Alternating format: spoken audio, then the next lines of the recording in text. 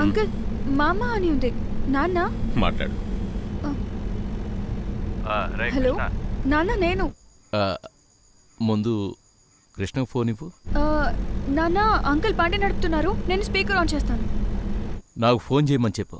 అరే చెప్పరా. మేమిక్కడ దట్టమైన అడవి మధ్యలో ఉన్నాం. ఏనుగు, పులి, చిరుత అవన్నీ చక్కగా తిరుగుతూ ఉన్న దారి. ఇప్పుడు చెప్పరా. సిగ్నల్ పోయేలా ఉంది, తర్వాత కట్ అయిపోద్ది. నీ రిలేటివ్స్ గురించే. Yeah, relatives. All human beings are my relatives కదా. నాన్న అంకుల్ చాలా కామెడీగా మాట్లాడుతున్నారు, సరదాగా మాట్లాడుతున్నారు. నన్ను భయపెట్టారు. భయపెట్టాడా?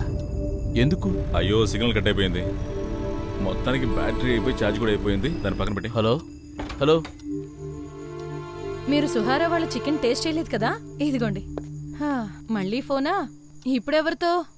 మీ ఫోన్ చెక్ చేయాలనుకుంటా.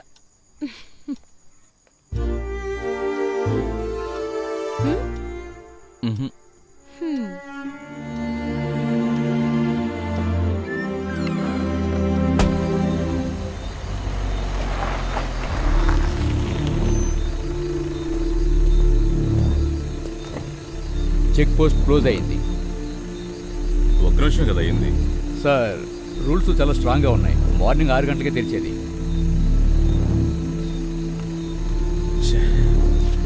ఇప్పుడేం చేయాలి? చూద్దాం.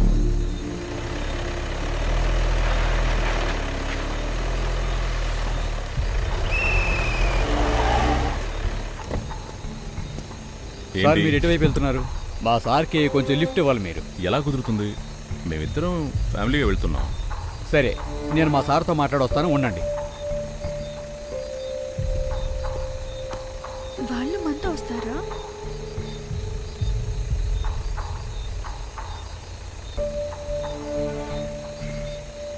వద్దులే, వెళ్ళండి వెళ్ళండి. Thank you sir.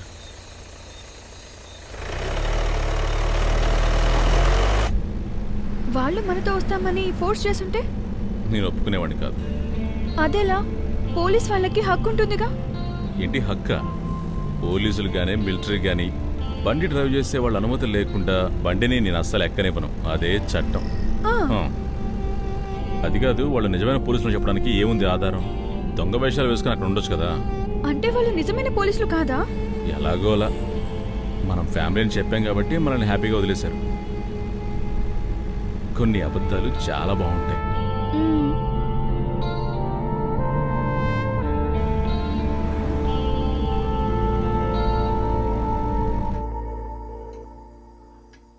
హలో శృతి, ఎక్కడున్నారు?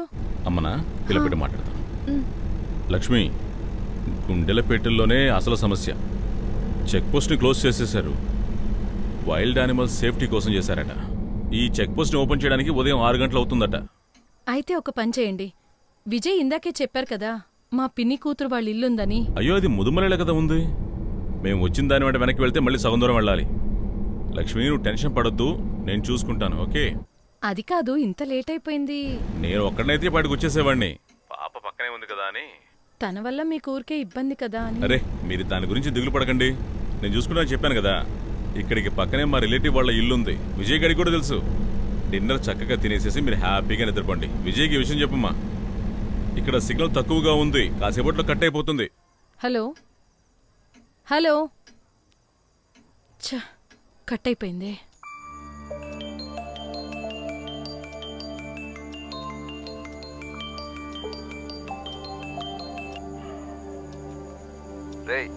నువ్వు చెప్పినట్టే కృష్ణకుమార్కి ఎక్స్పోర్టింగ్ బిజినెస్ ఉందని మన సర్కిల్లో ఎవ్వరికీ తెలియదు.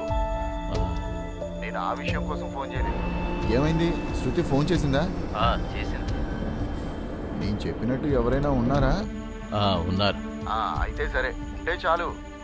ఏం జరిగినా వెంటనే నాకు కాల్ చేయి, ఓకేనా? చేస్తా. సరే.